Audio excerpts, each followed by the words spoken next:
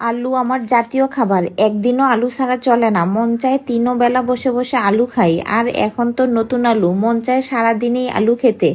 যে কোনো তরকারি রান্না করতে আলু, বিকেলের নাস্তা বানাতেও আলু, তার সাথে মন যায় প্রতিদিনই আলু সিদ্ধ, আলুর দম খেতে। আসসালামু আলাইকুম, কেমন আছেন সবাই? আজ আমি আপনাদের সাথে শেয়ার করব আলুময় জীবনের ছোট্ট একটা ব্লগ। নিজে তো সবসময় আলু রান্না করেই, আবার মাঝে মাঝে আমার জামাইয়ের পেছন পেছনও ঘুরি আলু দিয়ে কিছু তৈরি করে খাওয়ানোর জন্য। একদিন আমাকে আলুর দম বানিয়ে খাইয়েছে। এরপর থেকে নতুন আলু আসলেই বলি এই আলুর দম আমাকে খাওয়ানোর জন্য। আর সে যখন রান্না করতে যায় আমি তার আশেপাশেই থাকি না, থাকলেই বলে এটা দাও ওইটা দাও। পরে দেখা যায় ও দাঁড়িয়ে আছে আর আমিই রান্না করছি।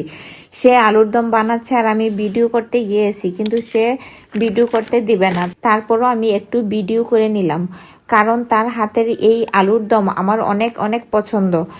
এই যে সে নিজেই পেঁয়াজ, কাঁচামরিচ, ধনেপাতা কেটে নিয়েছে আর আলু সিদ্ধ করে নিয়েছে একদম পোড়া পোড়া করে। আলুগুলো সিলে দুই একটা একটু ভেঙেও নিয়েছে। কড়াইয়ের মধ্যে তেল দিয়ে দিয়েছে পেঁয়াজ কুচি, তার মধ্যে দিয়েছে হলুদের গুঁড়া, মরিচের গুঁড়া, জিরার গুঁড়া, ভালো করে ভেজে দিয়েছে কাঁচামরিচ কুচি আর রসুন বাটা। সব একদম ভাজা ভাজা করে নিবে। আলুর সাথে লেগে থাকায় এই মশলাটা খেতে অনেক ভালো লাগে। তারপর সিদ্ধ আলু আর একটু লবণ দিয়ে এখন শুধু ভাজবে। জাল জাল এই আলুর দম আমি প্রায় রাতে ভাত না খেয়ে এই খাবারটা খাই। অনেক স্বাদ। আলু খেতে খেতে একদম আলুর মতো হয়ে যায়। যখন কেউ বলে অনেক মোটা হয়ে গেছি, তখন আবার কয়েকদিন আলু খাওয়া একটু বাদ দেই, তারপর আবার নতুন করে শুরু করে দেই সেই নতুন আলু খাওয়া। এই রেসিপিটা শুধু নতুন আলু দিয়েই ভালো লাগে।